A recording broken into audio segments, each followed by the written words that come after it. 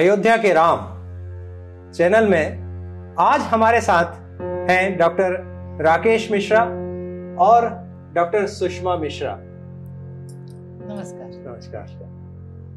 आप की खास बात यह है डॉक्टर राकेश मिश्रा साहब की कि ये अपने एकांतिक ध्यान में, एकांतिक मनन में, एकांतिक चिंतन में ऐसे व्यस्त रहते हैं, ऐसे मस्त रहते हैं और ऐसे डूबे रहते हैं जिससे ऐसा लगता है जब ये मरीजों के बीच में होते हैं तो समझ में आता है कि ये मरीज तो आसपास हैं लेकिन ये अपने स्वयं में संकुचित हैं, ध्यान मग्न हैं। और ऐसे ही जब ये नर्मदा जी के किनारे किसी पेड़ के नीचे बैठे रहते हैं जहां कल कल करके नर्मदा जी बह रही हैं, वहां पे भी ये एकांतिक ध्यान में होते हैं और इनके चारों ओर होते हैं बड़े गहन भाव, बड़े उच्च भाव और बड़ी ही तीव्रता से आते जाते ऋषियों मुनियों के भाव, जिन भावों में डूबे रह के इनकी प्रसन्नता व्यक्त होती है। आपकी क्या विशेषता है? आपकी नर्मदा जी के प्रति क्या विशेष आस्था है? क्या ये बचपन से ही ऐसी आस्था है या ये बाद में उठी और परिवर्धित हुई? ये हम इनसे जानेंगे, तो आप ही मुझे बताएं और हमारे दर्शकों को बताएं डॉक्टर राकेश मिश्रा साहब कि ये आपकी नर्मदा जी के प्रति समर्पण, प्रेम और श्रद्धा विश्वास की भावना जो है वो ये कैसे विकसित हुई? धन्यवाद राघवेंद्र जी, आपने जो इंट्रोडक्शन दिया वो शायद बहुत ज्यादा हो गया, लेकिन ठीक है, आप जो कहें वो उचित है। आपने बहुत अच्छी चीज पूछी और बहुत अच्छी चीज बताई। विचार, शायद विचारों की तुलना हम नर्मदा में बहते कल कल जल से कर सकते हैं। मुझे लगता है कि सभी के विचार इसी तरह से बहते रहते हैं, कभी हम उनको पकड़ पाते हैं, कभी वो छूट जाते हैं, लेकिन विचार चलते रहते हैं। उनमें से कुछ भी हमने पकड़ लिया माँ कृपा से, नर्मदा कृपा से, ईश्वर की कृपा से, वो हमारी एक प्रॉपर्टी बन जाते हैं, वो हमारे लिए एक धन बन जाते हैं। जहाँ तक नर्मदा जी के प्रति श्रद्धा का सवाल है, मेरा जन्म नर्मदा किनारे के एक गांव में हुआ। भटगांव उसका नाम है, होशंगाबाद, आज के नर्मदापुरम जिले में। और मेरा सौभाग्य ये था, मेरे दादा दादी, ग्रैंड पेरेंट्स वहाँ पर रहा करते थे। और उस समय पर मुझे याद है कि मेडिकल कॉलेज के फर्स्ट ईयर, थर्ड ईयर तक के ये प्रणाली थी कि 2 महीने की तो गर्मी की छुट्टियां होती थी और 24 दिन के लगभग दिवाली की छुट्टियां भी। तो छुट्टियों में आप क्या नर्मदा जी के तट पर ही ज्यादातर समय व्यतीत करते थे? राघवेंद्र जी, आकर्षण बस 2 थे गांव जाने के जी। एक तो दादा दादी, उनका जैसा प्रेम कभी जीवन में मुझे मिला नहीं, और उनके प्रेम से मैं इतना तृप्त हूं कि शायद मुझे लगता है उसके बाद मुझे आवश्यकता ही नहीं पड़ती कहीं से, मतलब मैं देने में सक्षम हो गया उसके बाद में, इतना प्रेम उन्होंने दिया। दूसरी माँ नर्मदा, घर में रहने के अलावा लगभग 3 से 4 घंटे नर्मदा जी में पहुंच जाना। सुबह 8 बजे मुंह धोने से लेकर के वहां पे 1 घंटे, फिर लगभग 8 साढ़े 8 बजे एक गर्मियों में सत्तू का नाश्ता दादी खुद बनाती थी, तो वो मिल जाता था, ऊर्जा आ जाती थी उससे। और फिर नर्मदा के उस पार करीब 24-25 बच्चों के साथ में एक टूटा मंदिर था, उस पे ऊपर चढ़ के और नीचे कूदना, नदी की सुंदर सुंदर मछलियां, नदी के अंदर की अलग अलग तरह की वनस्पतियां, उनके बीच में से जाना। गर्मियों में उस पार तरबूज खरबूज लगाया करते थे लोग, तो वहां कुछ तरबूज खरबूज कभी खरीद के ले आना, कभी चोरी से ले आना, भाग जाना, ये सब चीजें चलती रहती थी। और उसके साथ में क्या था कि दादा दादी ने नर्मदा परिक्रमा भी की पैदल। ये मेरा सौभाग्य है, शायद उनका पुण्य है जो कि आपको मिलता है जनरेशंस में। तो उससे क्या हुआ कि वो वहां पे नर्मदा परिक्रमा वासियों को सदाव्रत भी दिया करते थे घर से, उनको ऐसी इच्छा हुई तो गर्मियों में सत्तू और शक्कर या गुड़ दिया करते थे। तो हम लोग भी जब पहुंचते थे गांव में उनके पास, तो वो सत्तू वगैरह उनको नर्मदा परिक्रमा वासियों को अपने हाथ से देने का अवसर मिला। तो ऐसा लगता था कि क्या हम भी कभी इन जैसे बन के जा पाएंगे जीवन में। बचपन था, कुछ छोटे से सवाल उठते थे, चले जाते थे दिमाग से।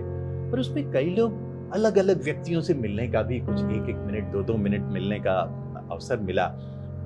विभिन्न राज्यों से लोग आते थे। बचपन में उनको देखा, पर वो बड़े उनके चेहरे पे जो संतुष्टि का भाव मिलता है वो मुझे लगता है कि शायद ठीक नहीं मिलता हो। लोग उनमें बस नर्मदा नर्मदा नर्मदा, और उसको होते होते कभी कभी तो मुझे भी ऐसा महसूस होता है कि जैसे खून की जगह, रक्त की जगह शरीर में शायद नर्मदा जल ही तो नहीं बह रहा। शायद क्या नर्मदा जल ही है जो आपको अत्यंत कृपा प्रदान किए हुए है। और लेकिन आप जब नर्मदा जी के किनारे बचपन में जाते थे तो आपने वहां पे पूजा करते हुए भी लोगों को देखा होगा। पूरी श्रद्धा के साथ लोग पूजा करते थे। अभी नर्मदा जयंती वगैरह तो एक दिन का अवसर है, वहां तो रोज नर्मदा जयंती है। लोग सुबह जाके और नर्मदा जी को प्रणाम करके, स्नान करके और वहां के मंदिरों में जल चढ़ा के वहां से निकल गए। नर्मदा जी को तेरा तुझको अर्पण, उन्हीं को जल चढ़ा के अपनी दिनचर्या भी करते थे। और नर्मदा के किनारे रहने वाले सभी व्यक्ति, सभी गांव के लोग अपने आप को नर्मदा पुत्र ही डिक्लेयर किए हुए। वो सब कुछ उन्हीं से, जो कुछ मांगते हैं वो उन्हीं से मांगते हैं। एक किंवदंती है, सत्य भी हो सकती है, जिसमें कुछ संतों को कहीं अपना प्रसाद बनाते टाइम घी की कमी हो गई तो नर्मदा जी को प्रार्थना करके वो जल लेके आ गए और घी उसमें डाल दिया। मैंने देखा तो नहीं, पर सुना काफी लोगों से है, और कहा कि जब हमारे पास आएगा हम लौटा देंगे। उनका काम बन गया। तो इतनी तरह तरह की आस्था का, बिल्कुल आस्था में जैसे परिपूर्ण हैं लोग। बस उनके तो साक्षात देवी उनकी नर्मदा जी है, मां नर्मदा। मुझे ऐसा लगता है कि भाव की प्रवणता आप में बचपन से ही आई, और श्रीमती सुषमा जी जो हैं वो भरतनाट्यम की पीएचडी हैं, आप डॉक्टर हैं भरतनाट्यम में। तो एक तरह से भाव और नृत्य से ही ईश्वर को प्राप्त किया जा सकता है। तो आपका क्या अनुभव है या आपका कैसा विचार है कि नृत्य के माध्यम से पूजा कैसे होती है?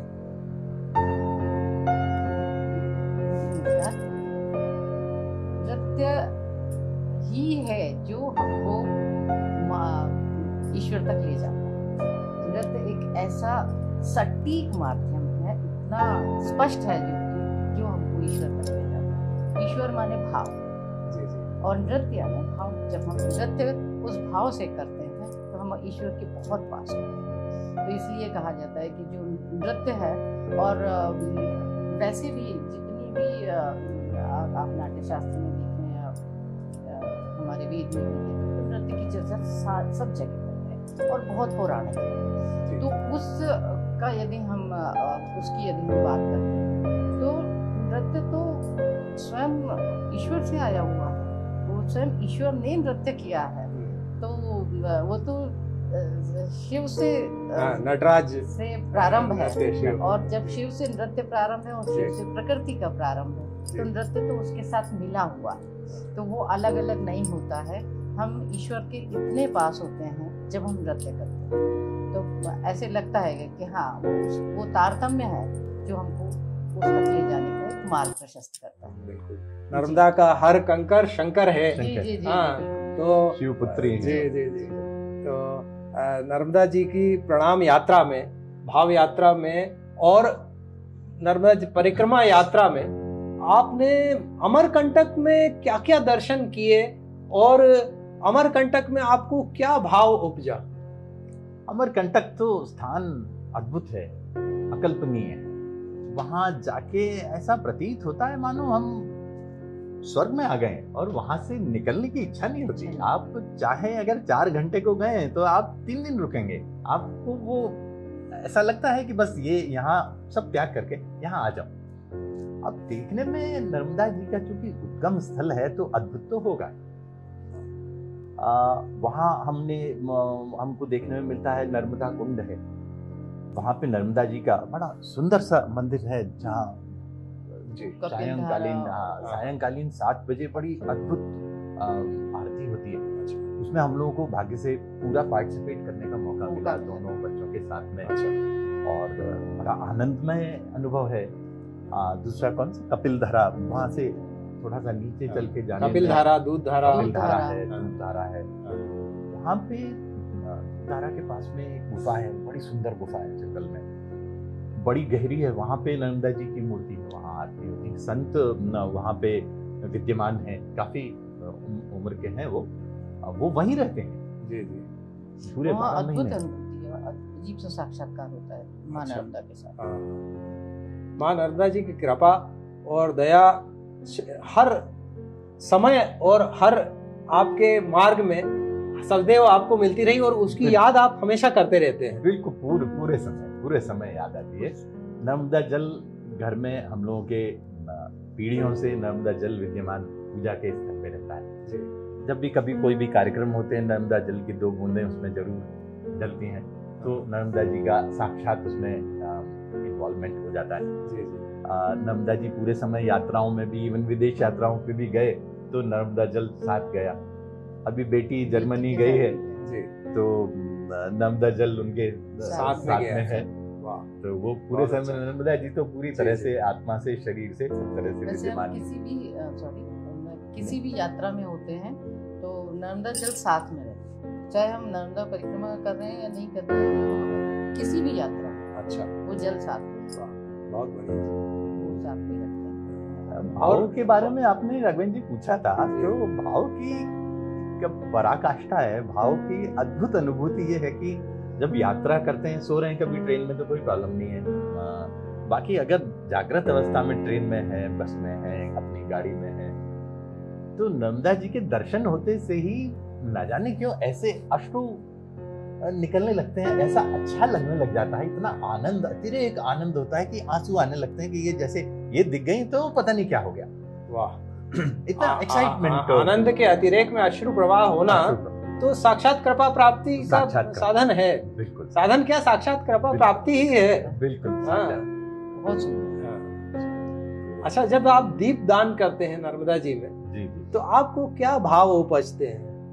दीपदान के बारे में दीपदान के समय हम हमारे पूर्वजों को याद करते जी, हैं, जो या मतलब इनके दादा दादी जी हैं, और भी लोग हैं, और उनसे भी पहले के जो होंगे, और ये जो ज्ञात अज्ञात जो वो पूर्वज भी हैं कुछ सबको। हैं। तो दीपदान करते समय मेनली यही रहता है कि हम उनको समर्पित कर रहे हैं, उनका आशीर्वाद ले रहे हैं, और आपके माध्यम से उनका आशीर्वाद उनको मिल रहा है। ऐसा दीपदान के समय छठा भी देखने लायक होती है। जहाँ पे भी दीपदान होता हुआ या हम कर रहे हैं, दीप जाते हुए ऐसा अजीब दृश्य भी बड़ा विहंगम सुंदर दृश्य रहता है, सुंदर लगता है, और वो ऐसा लगता है जैसे हमने शायद उनको देख रहे हैं आपके माध्यम से, मतलब ऐसे अनुभूति होती है जैसे वो हमारे साथ हैं या वो हमें देख रहे हैं, या मतलब कुछ होता है जो हम उनके निकट होते हैं। अच्छा, जैसे आपने बताया बचपन में आप परिक्रमा वासी को देखते थे, उनको कुछ दिया जाना भी देखते थे,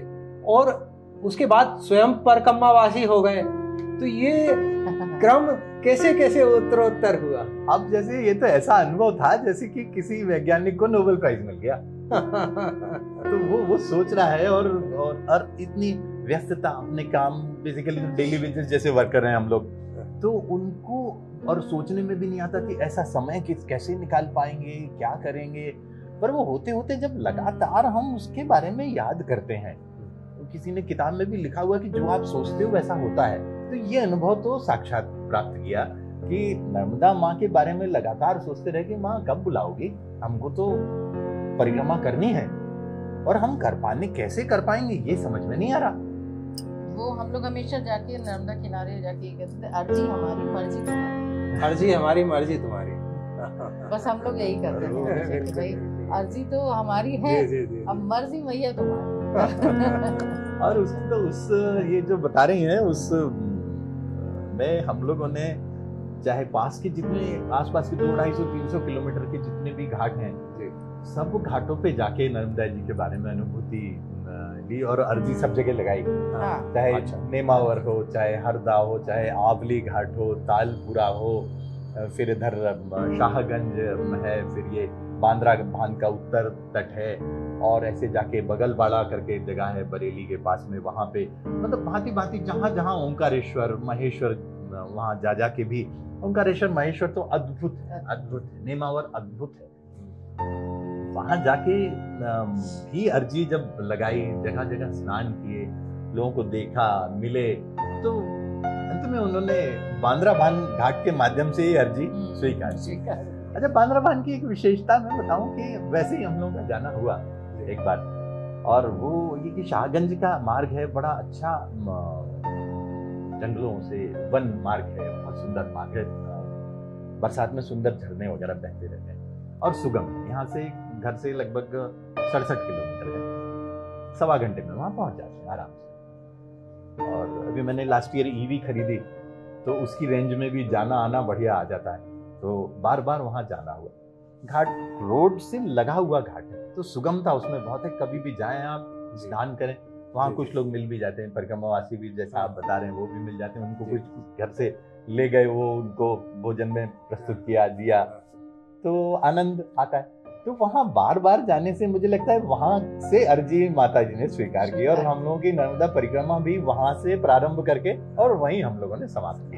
अच्छा, और नर्मदा जी में चुनरी भी चढ़ाई जाती है, तो आपने चुनरी चढ़ाई क्या? जी, चुनरी चढ़ाने का बड़ा सुंदर अनुभव है। मेरे भाई जैसे डायरेक्टर जनरल पुलिस के रिटायर हुए संजय राणा जी, मैं उनका बहुत शुक्रगुजार भी हूँ। वो महेश्वर में पता नहीं कितने सालों से चुनरी चढ़ाते हैं। अच्छा, नर्मदा जयंती पे कुछ बार मुझे भी और हम लोग को जाने का मौका मिला। अद्भुत दृश्य होता है चुनरी चढ़ाने का, हम लोगों का मन भी हुआ। तो इन्होंने भी चुनरी, आप बताइए किस प्रकार से? मैंने भी फिर चुनरी, अभी हम लोगों ने नर्मदा परिक्रमा के पहले जी तब चुनरी चढ़ाई।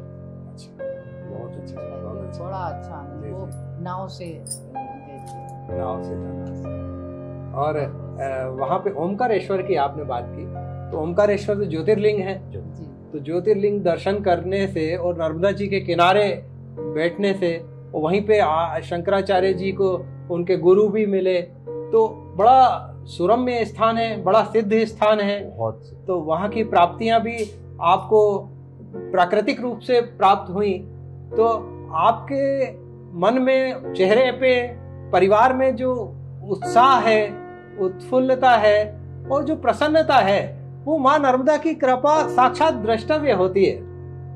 बिल्कुल बिल्कुल, ये तो है। हमेशा हम लोग, कोई मुसीबत लगती नहीं है। कभी कुछ आया तो बस जैसे उनको याद किया, ऐसे लगने लग जाता है कि नहीं, या तो ये मुसीबत है नहीं है या फिर सॉल्व हो जाएगी, और बस वो दिखने लगती हैं, उनके साथ पूर्वज दिखने लगते हैं। जहाँ तक ओंकारेश्वर की बात की, ओंकारेश्वर तो बड़ा सिद्ध स्थान है, सभी को वहाँ पे जाना चाहिए, समय बिताना चाहिए। नर्मदा माता के दर्शन से, वहाँ के शिवलिंग के दर्शन से, और नदी में विहार करने से लेके रात्रि में आप कहीं विश्राम करें, सब कुछ अद्भुत है, सब कुछ अद्भुत है। साक्षात बहुत बड़ा तीर्थ है वो। बड़ी सुंदर बात कही आपने कि ओमकारेश्वर सबको जाना चाहिए, हर व्यक्ति, और बार बार जाना चाहिए, हर बार नई अनुभूति के साथ लौटेगा। अच्छा, और हर बार वह नई अनुभूति के साथ लौटेगा, और ऐसा सत्य है सभी ज्योतिर्लिंगों के लिए जी।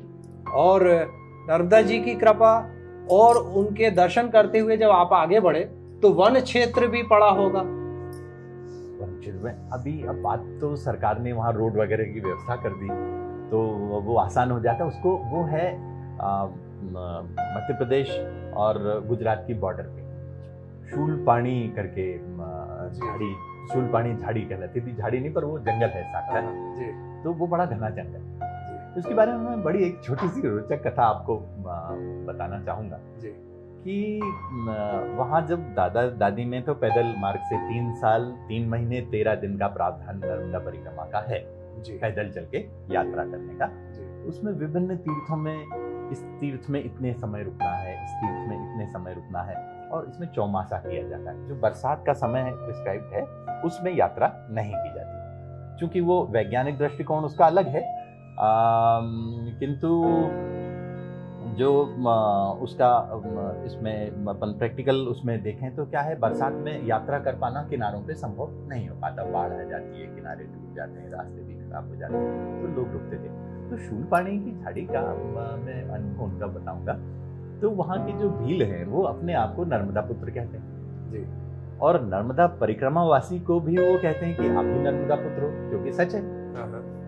अब चूंकि दोनों रिलेटिव हुए, पुत्र भाई भाई हुए, अब उसमें क्या हुआ कि जो बाकी लोग हैं उनको तो वो पीटते हैं और लूटते हैं और उसी से उनका घर चलता है। जी जी।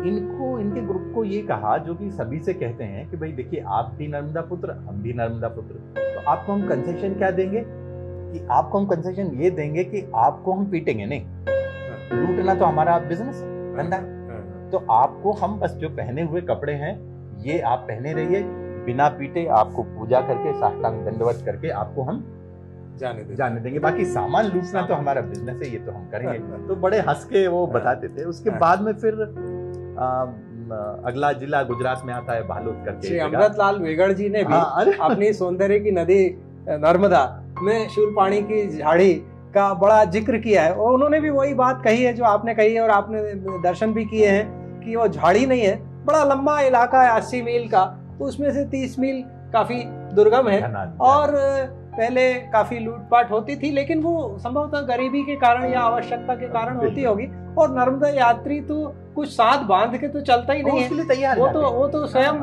संतुष्ट है, तो वो उसमें भी प्रसन्न है। दादा दादी जी को वो अनुभव हुआ था। जी जी, वो पैदल गए थे।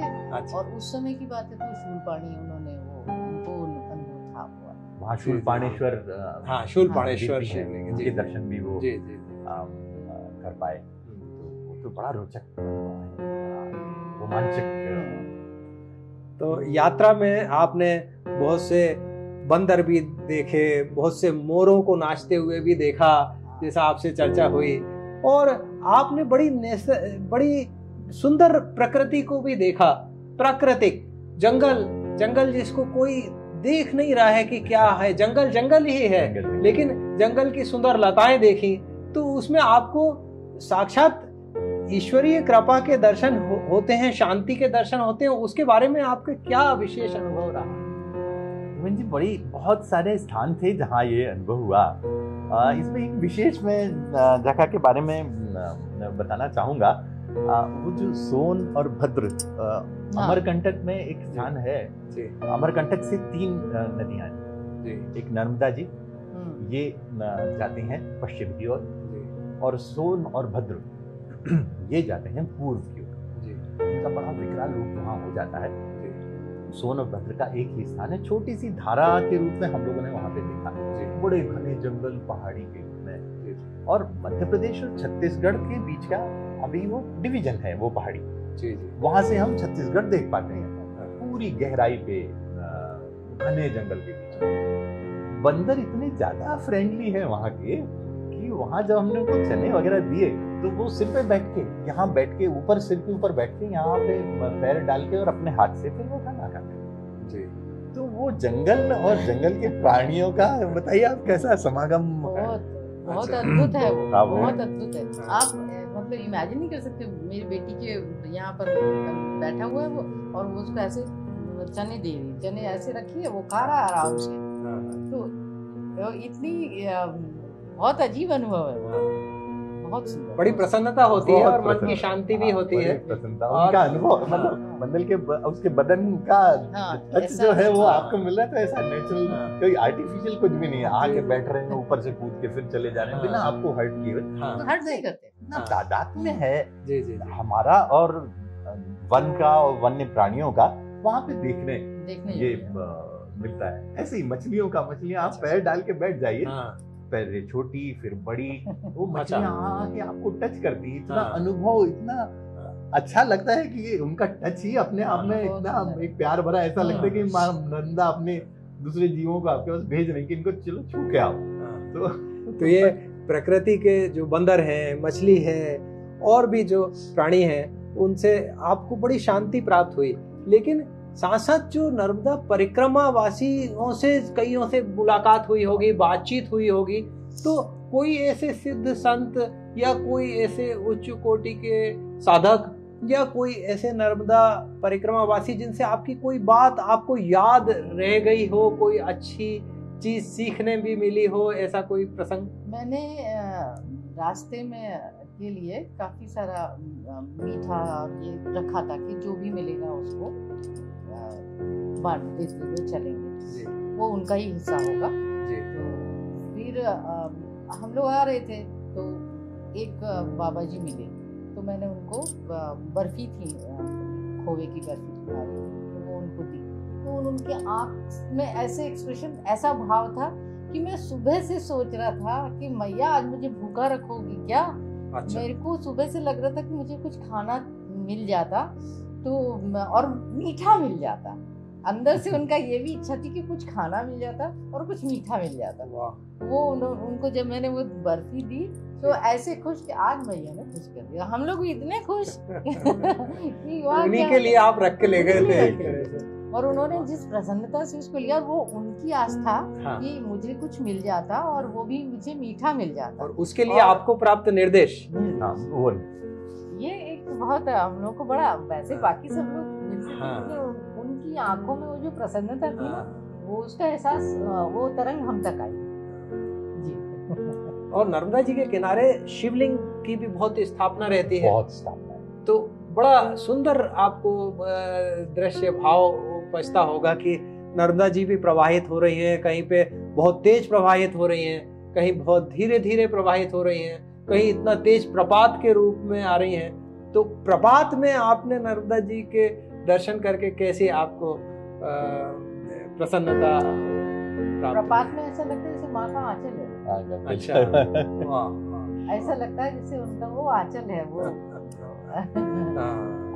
अपना ये कल्पना है। हाँ, ये कल्पना नहीं, ये आपकी विशेष अभिव्यक्ति है, ये आपके मन से निकली हुई बात है। क्योंकि ये अभिव्यक्ति हमको कभी सुनने में नहीं आई कि माँ नर्मदा जी का प्रपात उनका आंचल है। ये भक्त का भाव है। वही बात। अब ऐसा सुंदर लगता है, जैसा लगता है चलो उनका आंचल है। वाह, बहुत बढ़िया। अब वो जैसे वो अमरकंटक में जो प्रपात है वो छोटे छोटे थे, पर इतने सुंदर है। दूध धारा यानी दूध जैसी धारा वहां बहती। आप अगर या तो स्नान आप कर लेंगे, और अगर तैयारी से नहीं गए हैं तो कम से कम हाथ और पैर तो वहां पे डाल ही देंगे। आप अपने आप को रेजिस्ट नहीं कर सकते। ऐसा लगता कि वो बुला रहे हैं कि गोद में आ जाओ, बैठ जाओ। आप जब तक गोद में नहीं बैठ जाते तो शायद उनको भी शांति नहीं मिलती, और आपको भी ऐसा लगता नहीं है कि हमने यही प्रसाद है। और फिर वो जलपान आप करेंगे, उसका स्वाद, उसका अनुभव, शीतल, गर्मियों में इतना शीतल जल मिलना, ऐसा लगता है कि पता नहीं कितना जल पी लो। दूध धारा, कपिल धारा, वहां का जल इतना अच्छा। संत जी भी जो मिले बड़े पहुंचे हुए, उनसे बातचीत हुई अच्छी, उन्होंने जीवन के बारे में बताया, अपने अनुभव बताए, और कोई बड़े बड़े लोगों के बारे में बताया कि कैसे परेशानी से वो लोग आए थे, और कुछ देने का विचार उनको करने लगे। तो वो समझ गए कि कुछ देना चाहते हैं, तो उनको उन्होंने इंस्ट्रक्शन दिए कि नहीं यार, देने वेने का कुछ भी नहीं है, ये तो यहाँ सब नर्मदा जी देती हैं सबको, यहाँ पे लेने वाला काम नहीं। वो बड़ा शर्मिंदगी से चले गए वापस। उसके बाद अपने मन से जो लगता है, ऐसे कई लोग हैं जो आते हैं, चाहे उद्गम पे देखें तो वहां पे, और चाहे तो हम समुद्र की वहां पे देखें, जैसे हम समुद्र पार करते हैं, मीठी तलाई उस पार, जब समुद्र पार करके उस पार जाते हैं, उस किनारे पे जी, तो वहां पे कैसे जाते हैं समुद्र पार? कैसे जाते हैं? समुद्र पार का बड़ा सुंदर वो है। वैसे वहाँ अरेंजमेंट इस तरह से है कि एक तो ये जो तिथियां हैं, इसके हिसाब से जो ज्वार भाटा आता है जी, उसके हिसाब से अपने को चलना पड़ता है जी, क्योंकि जब ज्वार आता है तब वो जल समुद्र का ऊपर आता है, और जब ऊपर आता है उसी समय पे नावें, छोटी छोटी जो चैनल्स हैं, उनसे वहां तक आ पाती हैं जहां से आप उन नावों में बैठ पाओ।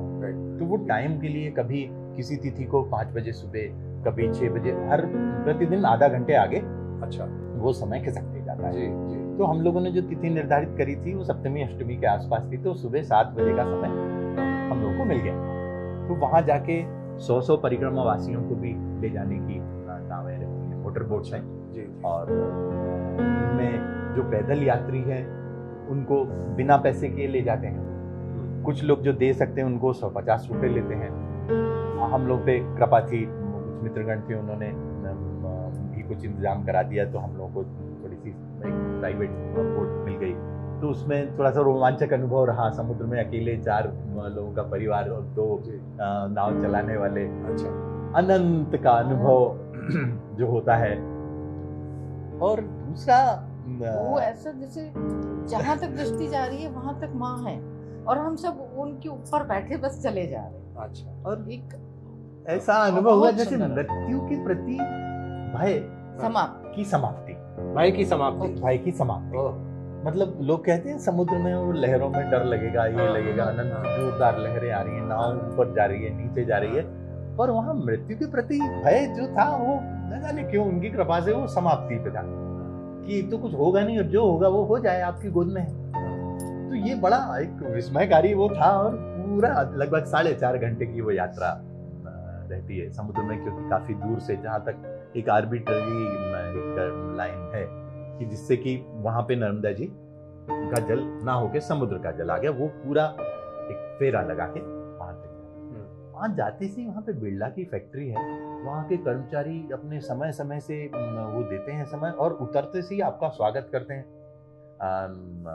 एक कोई बम्बई के नमकीन बनाने वाले एक सेठ जी हैं, वो वहां पे आधा क्विंटल 1 क्विंटल नमकीन वहां पे हर 10 दिन में 15 दिन में भेजते रहते हैं, ये ना अच्छा, ना। और सभी परिक्रमा और वहां पे जो बस भी चाय उतरता है, और नमकीन, चाय और नमकीन। सबको प्लेटें देंगे। अच्छा, हम लोग थोड़ा पहुंच गए थे पहले, क्योंकि हाँ। प्राइवेट बोर्ड थी, जी, तो उन्होंने पता नहीं कैसे हम लोगों में और बच्चों में ये पहचान लिया कि इनका मन है कि ये भी सेवा करें, सब लोगों को चाय और नमकीन दें। हाँ, तो हम लोगों ने कुछ हाँ, ग्रहण किया।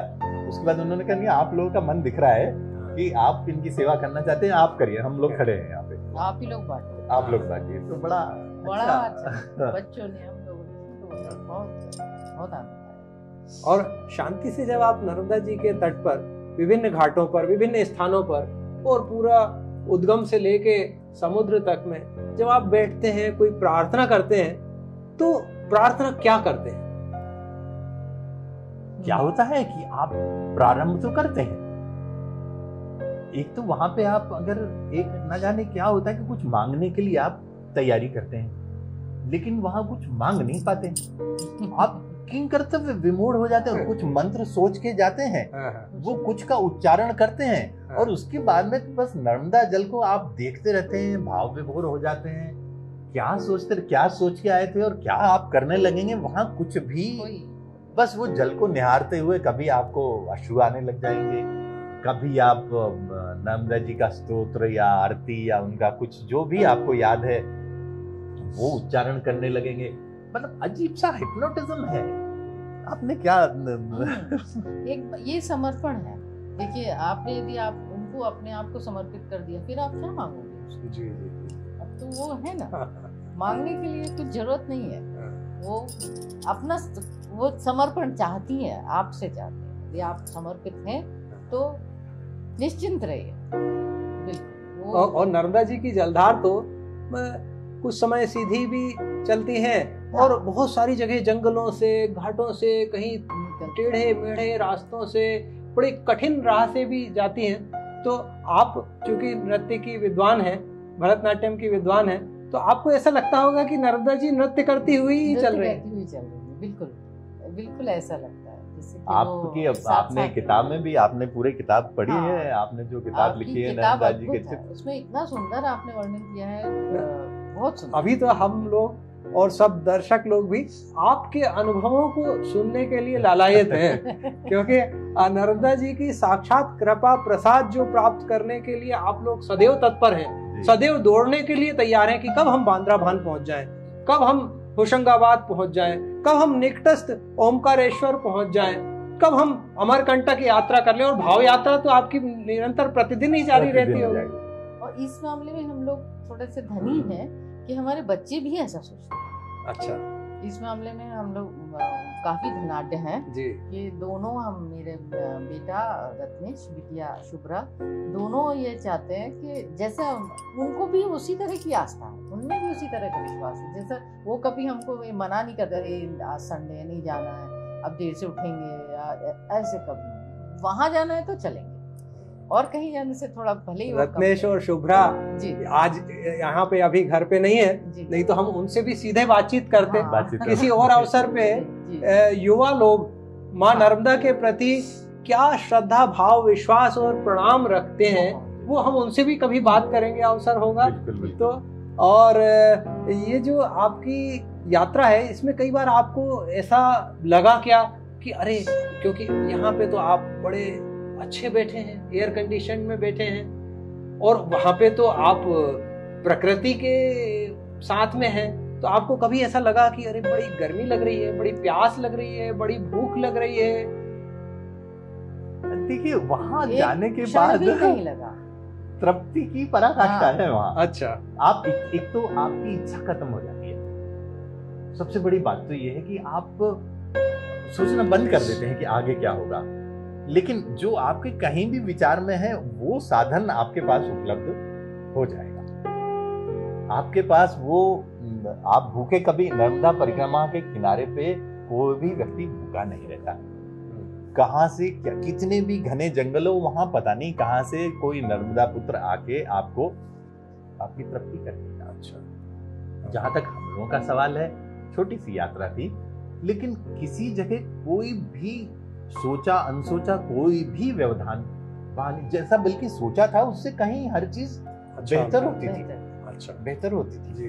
अब जैसे तैयारी के दिन की आप थोड़ा बताएं, थोड़ा सा तैयारी के बारे में बताइए कि जब अपने प्रारंभ किया था, जिस दिन अपने क्या किया था। कोई व्यक्ति जाता है तो दर्शक ये भी जानना चाहेंगे कि नर्मदा जी की यात्रा की तैयारी के लिए क्या क्या आवश्यकता, यदि आप मोटे तौर पे समझना चाहें तो यात्री को रखना चाहिए।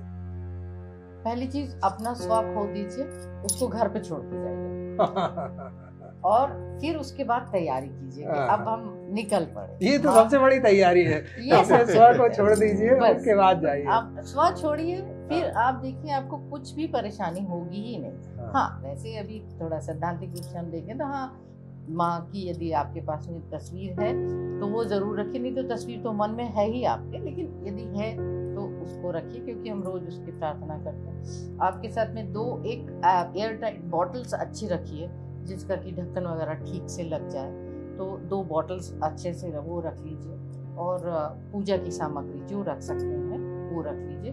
फूल रोज रोज के लिए यदि नए मिल जाते हैं तो ठीक है, अदरवाइज अक्षत से काम चलाइए, क्योंकि फूल रोज मिलना मुश्किल होता है। ये सामान आप अलग से रख लीजिए। 2 बॉटल्स रखिए जिसमें आप पहले दिन जहाँ से आपने यात्रा प्रारंभ की, जैसे हमने बांद्रा भान से प्रारंभ की, जी जी, उस दिन हम लोगों ने दोनों बॉटल्स में जल ले लिया और वहीं पे संकल्प लिया, पुष्प लेके। अब जरूरी नहीं है, मंत्रों से भी कर सकते हैं, बिना मंत्र से भी बस उनकी तरफ स्नान करके ध्यान करके और संकल्प कर लें कि माँ हम आपकी परिक्रमा पे प्रार्थना करें बस कि हम आपके चरणों में हैं, अब आप हमारा ध्यान रखिए। बस वो आपका ध्यान रखेंगे, आपने एक बार उनसे बोल दिया ना, वो ध्यान रखेंगे। उनकी स्तुति में है एक हिस्सा, हम रेवा माँ तेरे बालक हैं, मैया दूध पिलावत है। हम रेवा माँ तेरे सेवक हैं, मैया गोद खिलावत। तो जी, अब आगे फिर अपन ने क्या किया? बस फिर हम वहाँ से वो जल जो रहता है, तो एक जल जो पानी का जो जल का जो रहता है वो बॉटल, उसको हमने साथ में रखा है, और एक जल की बॉटल है, उसे जितने स्थान पर आप नर्मदा मैया के दर्शन करने जाते हैं उसमें से थोड़ा सा जल माँ को दे दीजिए और माँ का जल फिर से उसमें। अच्छा, प्रक्रिया जल परिवर्तन, ऐसा जल परिवर्तन की प्रक्रिया निरंतर चलती रहती है जब तक आपकी यात्रा उस अंतिम पड़ाव पर नहीं पहुंच जाती। और वो जल, एक जो जल है जो सब जगह से आपने लिया हो, वो आप अपने घर में रख लीजिए। जो आपका आपने पहली बार जो जल लिया है उसको यात्रा के अंतिम उसमें चरण में जब हम जाते हैं ओंकारेश्वर, उनको वहीं दे दीजिए। जी, वो विराम है, वो विराम, बिल्कुल बिल्कुल। अच्छा, जब आप ये तो आप जैसे लंबी यात्रा करके आए, कभी कभी छोटी यात्रा, कहीं एक घाट जाना है, बांद्रा भान जाना है, तो आप पहले से बहुत विचार करके तैयारी करके जाते हैं, या एकदम से विचार आया और चल पड़े? तत्काल बस याद आती है, जैसे माँ बेटे को याद आती ना आपस में कि जाना है, कोई बंधन नहीं, कोई समय नहीं, कोई बरसात ठंड कुछ भी नहीं, कोई तैयारी नहीं। अच्छा, मन में इनके आ जाता है तो कभी बाजार एक दिन पहले विचार आ गया तो कुछ मिठाई वगैरह लेके आ गए।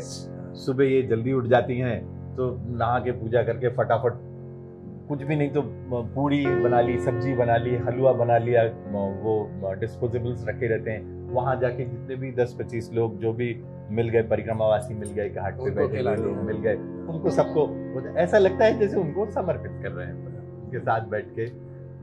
बाकी कोई तैयारी नहीं लगती, कपड़े रखो और बस वहां तो वो बुलाती हैं। अच्छा, वहां पे लेकिन कई, और जैसा सामान्य तौर पे सब जगह रहता है, बहुत सारे लोग आर्थिक रूप से विपन्न होते हैं, कुछ लोग अपने कष्ट को दूर करने के लिए बड़ा श्रम साध्य जीवन व्यतीत कर रहे हैं, तो उनके लिए हम क्या कर सकते हैं या क्या करना चाहिए, या आपने कुछ ऐसा विचार किया हो? जी, मैं कुछ इनका शायद ये और ज़्यादा उसके लिए सेंसिटिव है, पर मैंने जो ऑब्जर्वेशन किए पहले मैं बताना चाहूँगा कि जैसे ये चुनरी चढ़ाने का है प्रावधान। ये चुनरी चढ़ाना यानी माँ को चुनरी हमने चढ़ाई और उसके बाद में निकाला, और उसको महिलाएं जो 5-5.5 मीटर चुनरी पहनती हैं, वो करके श्रद्धा से उनको वहाँ अर्पण कर देना जो भी मौजूद है। वाह। तो उनको एक प्रकार से बस माँ का प्रसाद उनको वस्त्र मिल जाते हैं। और अनाज का सदाव्रत है ये, जो परिक्रमावासी, उनको आपने सही शब्द परिक्रमावासी ही कहा जाता है, तो उनको हम स्थान स्थान पर, क्योंकि वो तो सर्व त्याग करके 2 जोड़ी कपड़े में निकलते हैं, कुछ 1-2 बर्तन रहते हैं बस, और बीच में वो भी चीजें, कई चीजें उनकी, कंबल भी खत्म हो जाते हैं, कहीं गुम जाता है, कोई दे देता है, कभी नहीं देता।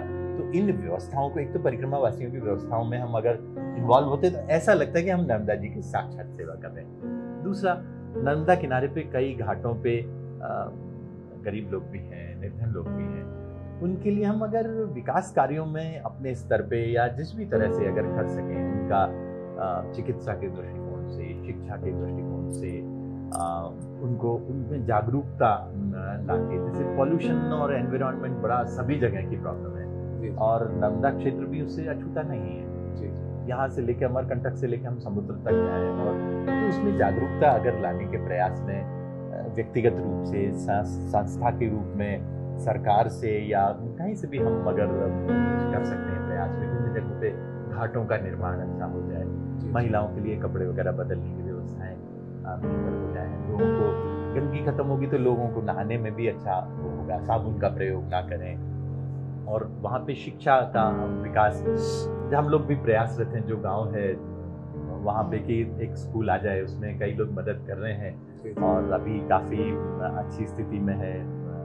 ग्रैंडफादर ने कुछ इकट्ठा करके वहाँ पे ज़मीन भी उस स्कूल के लिए खरीदी थी, वो शासन को दान में भी दे दी है। अच्छा। और उसकी प्रक्रिया चल रही है, माँ नर्मदा की कृपा होगी तो शायद 1.5 करोड़ के आसपास सरकार भी उसमें मदद करना चाह रही है, और भी जो भी होगा करेंगे। उसके बाद में जैसा आप पूछ रहे हैं कि कम से कम एक गांव गोद तो नहीं लिया जा सकता, पर वहाँ जाके महिलाओं को, बच्चियों को प्राकृतिक इनके लिए समझाना, वैज्ञानिक रूप से, एक मेडिकल पॉइंट ऑफ व्यू से सुरक्षा ये करना, ये अगर स्थान स्थान पे नर्मदा किनारे ये किया जाएगा तो नर्मदा माँ भी प्रसन्न होगी कि उनके पुत्रों के लिए कुछ किया जा रहा है। आप बताएं, आपके क्या?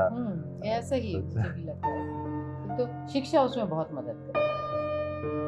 बड़ा मतलब बड़े गोपनीय रूप से, बड़े शांत रूप से और बिना किसी को बताए आप उनके विकास के कार्य में अपने स्तर पे जो हो सकता है उसमें भी लगे हुए हैं। जी, वो हमेशा आप उनको, माँ को याद करें कि ये आप तो कुछ लाए नहीं, सब तो उन्हीं का दिया हुआ है, और जो लोग इस जीवन में हमें लाए हैं, इंक्लूडिंग माँ नर्मदा के, उनकी उधारी तो आप चुका नहीं सकते। कर्ज माता पिता का, दादा दादी का, माँ नर्मदा का, ईश्वर का, इनका कर्ज तो चुका नहीं सकते। हाँ, सेवा करके ये आपके अंदर एक सेटिस्फेक्शन आ जाएगा कि हमने इनके लिए कुछ किया। जैसे कि बड़ा पहलवान आपको 10 मुक्के मार दे, आप एक भी मार दो तो ऐसा लगता है कि आपने कुछ किया।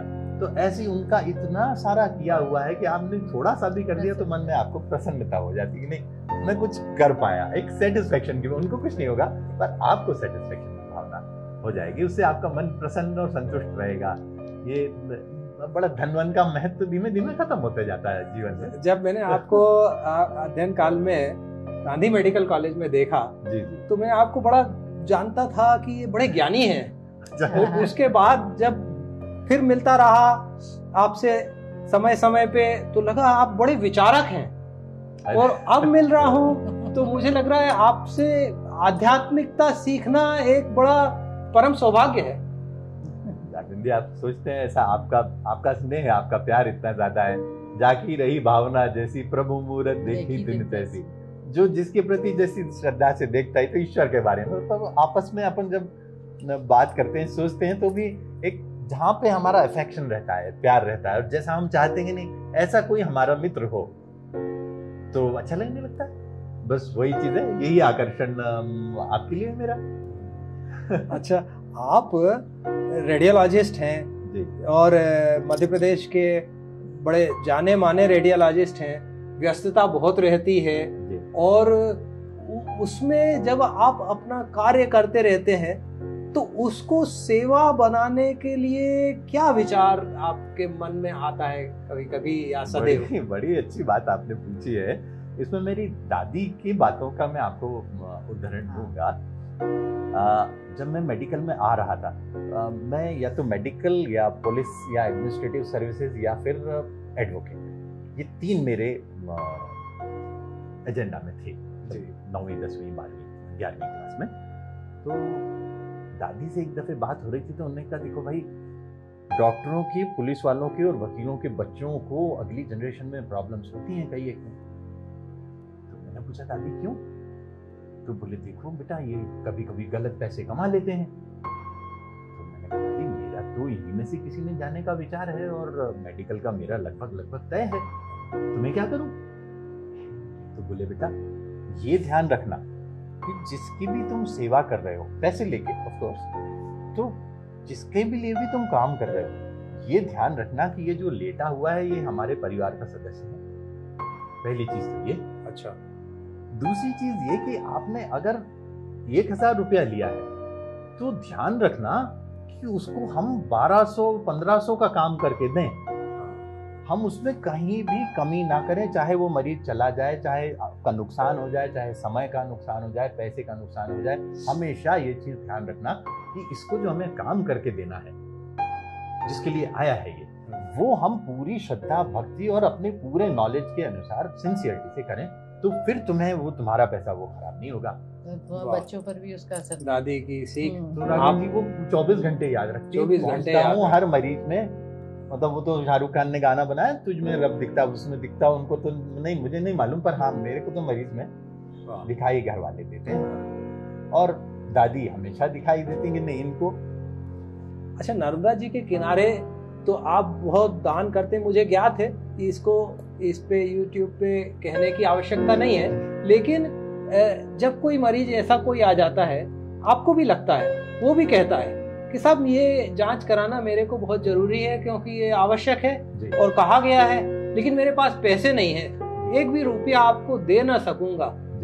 उस स्थिति में आप क्या रुकते हैं, विचार करते हैं या क्या निर्णय करते हैं? मैं आपको अनुभव बताऊं, एक तो पता नहीं क्यों लोग मन से ऐसे आते नहीं है, वो पहले से ही कहते थे हमारे पास इतना है, हम इतना देंगे और आप ही से कराना है, तो बस ये हो जाता है कि नहीं करना है, उसमें कोई सवाल ही नहीं उठ जाता।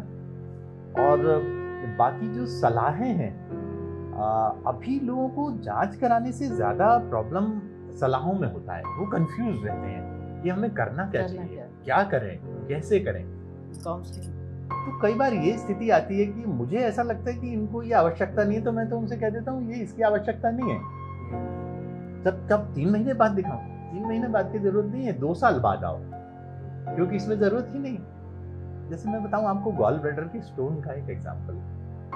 अब लोगों में तो ये भ्रांति रहती है या मन में सोच रहता है कि सर्जरी से बचें, सभी लोग ऑपरेशन से बचना चाहते हैं। अब उसमें क्या होता है कि वो बार बार सोनोग्राफी कराने आते, तो मैं उनको बोलता हूँ कि नहीं भाई आप सोनोग्राफी मत कराओ, मैं हर बार पैसा लेता हूँ आपसे और मुझे शर्म आती है, मुझे मन में अपराध बोध होता है कि आपसे क्यों पैसे ले रहा हूँ, लेकिन मेरा काम है तो मैं ले लेता हूँ। आप इसका ऑपरेशन करा लीजिए क्योंकि इसका कोई इलाज नहीं है दूसरा।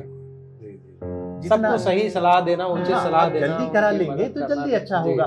तो ऐसे करके, और जैसे आप बोलते हैं बहुत गरीब मरीज हैं, कुछ नहीं, तो उनके लिए तो जो ईश्वर उस वक्त पे बुद्धि दे देता है, लगता नहीं इनकी मदद करना है, तो अपन मदद नहीं करते हैं, वो ईश्वर मदद करता है। जो भी जिस हिसाब से सोच के आया है, अपना सोच भी उस वक्त पे बिल्कुल उसके अनुकूल हो जाता है। यही भगवान से हम जो मांगते हैं हमेशा कि धन वन कुछ ना दे, सद्बुद्धि जरूर दे दे, क्योंकि सद्बुद्धि है तो सब कुछ हो जाएगा। बहुत अच्छा। और अच्छा, आपने बताया कि नर्मदा जी के किनारे जाते हैं जी, तो वहां पे हम अपनी प्रार्थना सोच के भी गए हैं तो वो भूल जाते हैं, क्योंकि नर्मदा जी सामने साक्षात हैं, तो फिर क्या मांगोगे। लेकिन अभी आप जैसे घर में बैठे हुए हैं, तो घर में क्या प्रार्थना करते हैं? घर में अपना पूरा आरती का हमारा प्रोटोकॉल सुबह का रहता है, ये पूजा वगैरह करते हैं, हमारी 3 जनरेशन से हो रही है। जी जी। और ईश्वर की कृपा है नर्मदा कि जल हमारी पूजा में रहता है रोज। नर्मदा जल की और शिव जी हैं बाहर आरती विराजमान, करते हैं। नर्मदेश्वर हैं, नर्मदेश्वर शिवलिंग है शायद 100 बरस से ऊपर तो होंगे ही, अच्छा क्योंकि दादा दादी के जी, भी जी। टाइम से हैं। जी जी। अभी भी साक्षात जहाँ जहाँ हम लोग गए साथ में वो चलते हैं, अभी भी वो सामने तुलसी जी के ऊपर विद्यमान है। उनको निवेदन करके ही सारा काम चलता है। तो घर पुरानी में परंपराओं रोज- का भी आप पालन निरंतर जी, कर रहे हैं। मैं भाग्यशाली हूँ कि मुझे इस तरह की उन्होंने दादा दादी की सेवा से लेके और जो परंपराएं उनका निर्वहन पूरी तरह उससे किया। आज भी सायंकालीन जब आरती होती है तो जय जगदीश हरे से प्रारंभ होकर नर्मदा जी की 3 स्तुतियां भी उसमें नर्मदाष्टक सबिंदु सिंधु वो सब होता है उस वक्त पे। वो और जो वहाँ चित्र भी जो विराजमान है, जी जो दादा दादी को वहाँ भालोद से गुजरात से नर्मदा परिक्रमा के समय मिला था, हाँ। वो ही चित्र कांच में बढ़ा हुआ अभी भी विद्यमान है नर्मदा जी वही का। हम लोग साथ परिक्रमा में भी वो भी परिक्रमा में हो गई। लगभग 60-70 साल हाँ। वो अभी भी है। आपने एक बात बड़ी गजब की कही कि नर्मदा जल आपकी धमनियों में बहता है, हाँ? और इसको आप निरंतर अनुभव करते हैं। और एक नमामि देवी नर्मदे आपके मन में, हृदय में, भाव में सदैव गुंजायमान है। इसमें कोई शक नहीं। अद्भुत है। ये ऐसा भाव हम सबका बना रहे और ऐसा नृत्य प्रवीणता भी बनी रहे और ऐसे भाव नृत्य प्रवीणता भी बनी रहे। तो डॉक्टर राकेश मिश्रा साहब और डॉक्टर सुषमा मिश्रा जी से जो हमारी बातचीत हुई, ये बातचीत केवल एक छोटा सा आइसबर्ग है, टिप ऑफ आइसबर्ग जिसको हमने देखा है। इसके नीचे कितना गहन आध्यात्मिकता है ये तो हमको, जैसा आप स्वयं कहते हैं, नर्मदा परिक्रमा करने से ही प्राप्त होगा। सब कोई नर्मदा परिक्रमा करें, सब कोई ओमकारेश्वर जाएं, सब कोई अपने घर में नर्मदा जल रखें, सब कोई अपने पूर्वजों की दी हुई प्रार्थना पद्धतियों का पालन करें। तो ये सब बातें हैं। और सेवा करें, सेवा भाव जो आप रखते हैं ये बड़ा महत्वपूर्ण है। तो बड़ा आनंद हुआ, आपसे बातचीत निरंतर जारी रहेगी और ईश्वर कृपा हम सभी को प्राप्त हो सके। और जैसा आपने बताया कि आपकी प्रार्थना सदैव और सभी के लिए रहती है, इसीलिए आप माँ नर्मदा जी के किनारे जाके अपनी स्वयं की प्रार्थना भूल जाते हैं, क्योंकि आप फिर सर्व मंगल के लिए ही प्रार्थना करते हैं। तो बहुत बहुत धन्यवाद, सादर प्रणाम। बहुत बहुत धन्यवाद।